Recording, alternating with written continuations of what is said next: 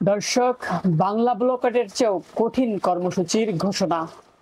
আটক শিক্ষার্থীদের ২৪ ঘন্টার মধ্যে মুক্তি দেওয়া সহ ৩টি দাবি মেনে নেওয়া না হলে বাংলা ব্লকেটের চেয়েও কঠিন কর্মসূচির হুঁশিয়ারি দিয়েছেন কোটা সংস্কারের দাবিতে আন্দোলনরত শিক্ষার্থীদের প্ল্যাটফর্ম বৈষম্য বিরোধী ছাত্র আন্দোলন।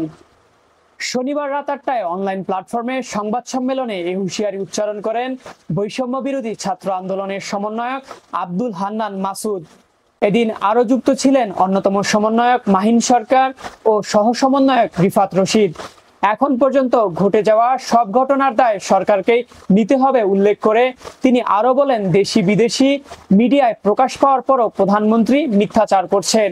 আমরা প্রধানমন্ত্রীর বক্তব্য ঘৃণাভারে প্রত্যাখ্যান করছি।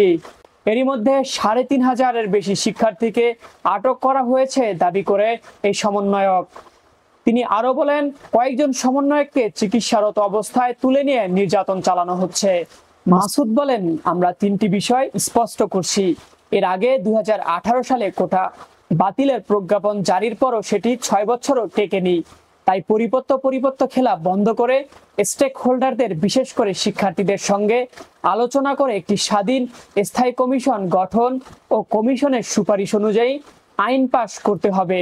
এছাড়া তিনি আরো বলেন, পুলিশ কনস্টেবল থেকে মন্ত্রী যতজন শিক্ষার্থী হত্যার সঙ্গে জড়িত তাদের অব্যাহতি দিয়ে আইনের আওতায় আনতে হবে এবং যতজন শিক্ষার্থীর বিরুদ্ধে মিথ্যা মামলা দেওয়া হয়েছে তাদের মামলা প্রত্যাখ্যান করে গুম ও আটক শিক্ষার্থীদের ২৪ ঘন্টার মধ্যে মুক্তি দিতে হবে। তা না হলে বাংলা ব্লকেটের চেয়েও কঠোর কর্মসূচির ঘোষণা করা হবে বলে হুঁশিয়ারি দেন তিনি। দর্শক, আমরা যেমনটি দেখছিলাম গত কয়েকদিন ধরে কিন্তু এই আন্দোলন কিছুটা দমে গিয়েছে। আমরা শিক্ষার্থীদেরকে রাজপথে ওইভাবে অ্যাক্টিভ দেখছি না। এছাড়াও রাজপথে কিন্তু যান চলাচল স্বাভাবিক হয়েছে। ঠিক এমন একটি সময়ে কিন্তু কঠিন একটি হুঁশিয়ারি দিলেন সরকারকে, কেননা ২৪ ঘন্টার আলটিমেটাম কিন্তু তারা বেঁধে দিয়েছে। ২৪ ঘন্টার মধ্যে দাবি পূরণ করা না হলে কিন্তু বাংলা ব্লকেটের চেয়েও কঠোর কর্মসূচির ঘোষণা দিয়েছে। এখন দেখার বিষয় সরকার এ দাবি মানবে কিনা, কিংবা ২৪ ঘন্টা পর নতুন কি কর্মসূচি তারা প্রদান করছে। সেই পর্যন্ত ভালো থাকবেন। আসসালামু আলাইকুম।